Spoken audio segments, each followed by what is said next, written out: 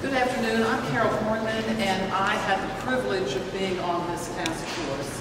It was a privilege because this is such important work. Planning is so important.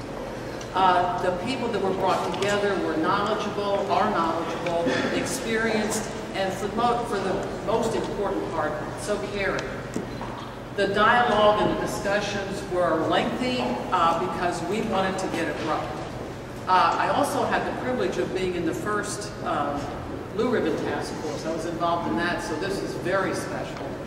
I want to commend the writers of the report. I hope all of you get an opportunity to read the report with the recommendations.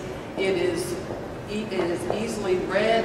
It is not only an education on the illness, the symptoms, and so forth, and it also has the resources named in there, so that you get an overall picture of not only what this disease is about, but what is currently available. This plan and the next couple of years, as it's implemented, will go a long ways in increasing the quality of life for not only the person with Alzheimer's or related disorder, but particularly for their families. So it is indeed a great pleasure to have been a part of this. And I'd like to introduce a fellow task member, Dr. Paul Smith.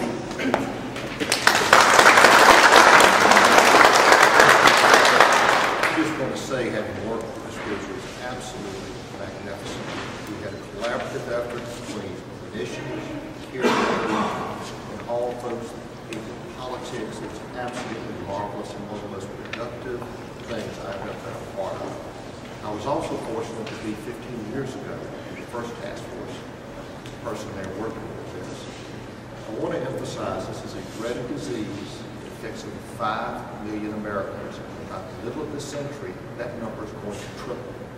The billions of dollars, the heartache, and just the harm of the disease cannot be overemphasized. And I think that we're getting a good start on it and progressing now with this. And I can just say, task force members of the state of South Carolina, we're ahead of the game on doing this. I want to introduce Cindy Alzheimer. She is the CEO and president of the Alzheimer's Association of South Carolina.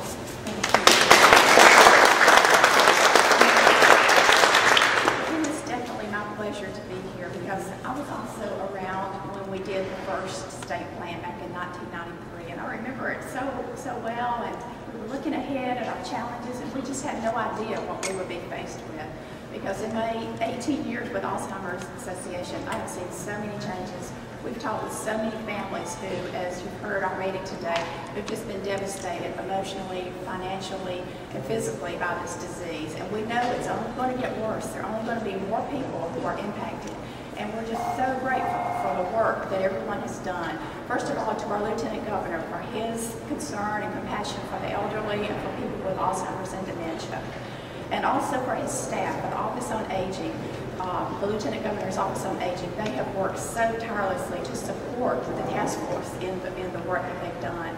And we, of course, want to thank our task force members and everyone who's had a part in making this a reality.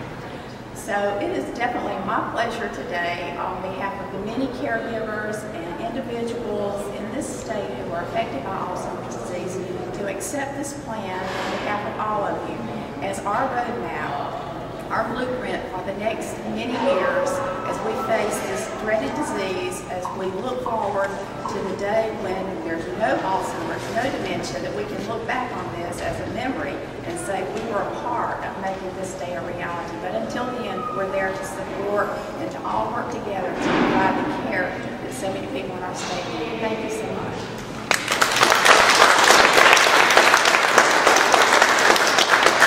Again, thank you for coming out. We hope 15 years from now we are celebrating the cure of this disease and it has been wiped off the face of the earth. But until then, we've got a lot of work to do. You can see we have very capable people leading the charge. Lisa, Carlos, thank y'all for being here, and the whole Gibbons family, and of course everybody on the task force. Thank you so much for all the hard work y'all have done and continue to do on behalf of Yes, sir. Yes, sir. There are two people that I think we ought to recognize here.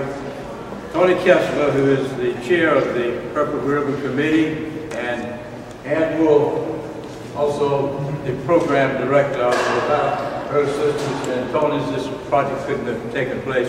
Let's give them a good hand.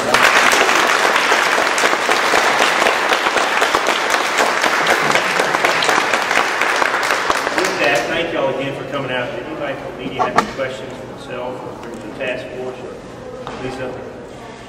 When these recommendations, are they going to be, at some point, is the General Assembly going to see these recommendations, or how are they going to implement them?